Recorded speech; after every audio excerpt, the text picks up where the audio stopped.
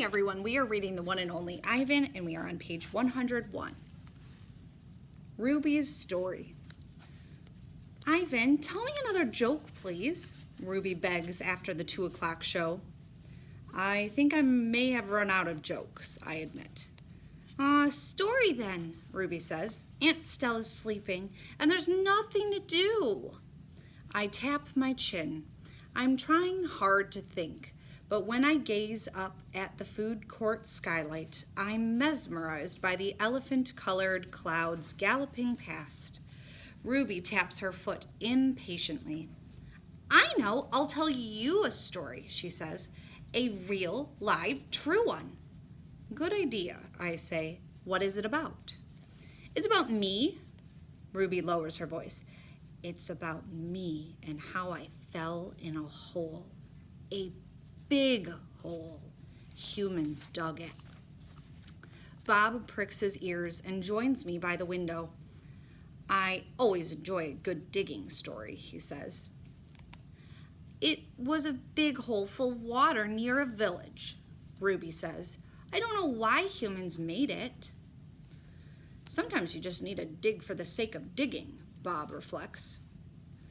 We were looking for food, Ruby says, my family and I, but I wandered off and I got lost and went too close to the village. Ruby looks at me, wide-eyed. I was so scared when I fell into that hole. Of course you were, I say. I would have been scared too. Me too, Bob admits, and I like holes. The hole was huge. Ruby pokes her trunk between the bars and makes a circle in the air. And guess what? She doesn't wait for an answer. The water was all the way up to my neck, and I was sure I was going to die. I shudder. What happened then? I asked. I'll tell you what happened, Bob said darkly. They captured her and they put her in a box and they shipped her off, and here she is, just like they did with Stella. He pauses to scratch an ear. Humans. Rats have bigger hearts. Roaches have kinder souls. Flies have... No, Bob, Ruby interrupts. You're wrong. These humans helped me. When they saw I was trapped, they grabbed ropes and they made loops around my neck and my tummy. The whole entire village helped, even little kids and grandmas and grandpas. And they all pulled and... Ruby stops. Her lashes are wet. And I know she must be remembering all the terrible feelings from that day. And they saved me, she finishes in a whisper. Bob blinks. They saved you? He repeats. When I was finally out, everyone cheered, Ruby says. And the children fed me fruit. And then all those humans led me back to my family. It took the whole day to find them. No way, Bob says, still doubtful. It's true, Ruby says. Every word. Of course it's true, I say. I've heard rescue stories like that before. It's Stella's voice. She sounds weary. Slowly, she makes her way over to Ruby. Humans can surprise you sometimes. An unpredictable species, Homo sapiens. Bob still looks unconvinced. But Ruby's here now, he pointed out. If humans are so swell, who did that to her? I send Bob a grumpy look. Sometimes he doesn't know when to keep quiet. Ruby swallows, and I'm afraid she's going to cry. But when she speaks, her voice is strong. Bad humans killed my family, and bad humans sent me here.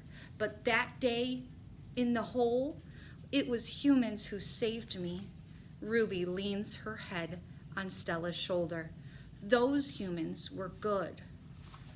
It doesn't make any sense, Bob says. I just don't understand them. I never will.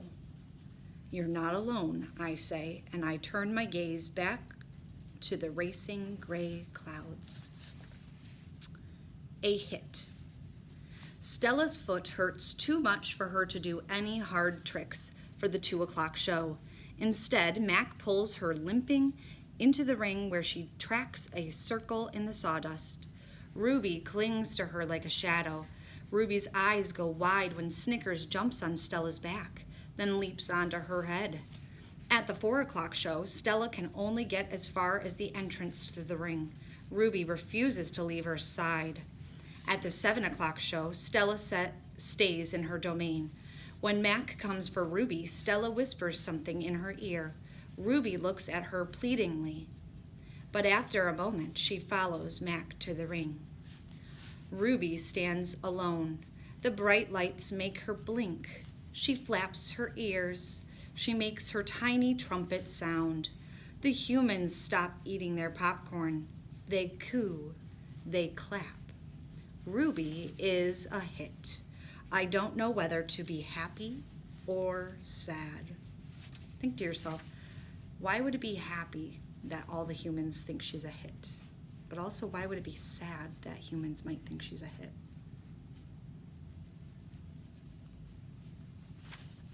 Worry. When Julia arrives after the show, she brings 3 thick books, 1 pencil, and something she calls magic markers. Here, Ivan, she says, and she slides 2 magic markers and a piece of paper into my domain. I like the sundown colors, red and purple, but I don't feel like coloring. I'm worried about Stella. All evening she's been quiet, and she hasn't eaten a bit of her dinner. Julia follows my gaze. Where's Stella anyway? She asks, and she goes to Stella's gate. Ruby extends her trunk, and Julia pats it. Hi, baby, she says. Is Stella all right? Stella is lying in a pile of dirty hay. Her breath is ragged. Dad? Julia calls. Could you come here a minute? George sets aside his mop. Do you think she's okay, Dad? Julia asks. Look at the way she's breathing. Can we call Mac? I think there's something really wrong. He must know about her. George rubs his chin. He always knows, but a vet costs money, Jules. Please, Julia's eyes are wet. Call him, Dad. George gazes at Stella. He puts his hands on his hips and sighs. He calls Mac. I can't hear all of his words, but I can see George's lips tighten into a grim line. Gorilla expressions and human expressions are a lot alike. Mac says the vet's coming in the morning if Stella's not any better, he tells Julia. He says he's not going to let her die on him, not after all the money he's put into her. George strokes Julia's hair. She'll be all right. She's a tough old girl. Julia sits by Stella's domain and it's time to go home until it's time to go home. She doesn't do her homework. She doesn't even draw. Wow, that's pretty out of character for Julia. Why do you think she didn't draw or even do her homework and she's just sitting by the domain? What do you think that tells you about her character, that she's acting that way? That's where we're going to stop today.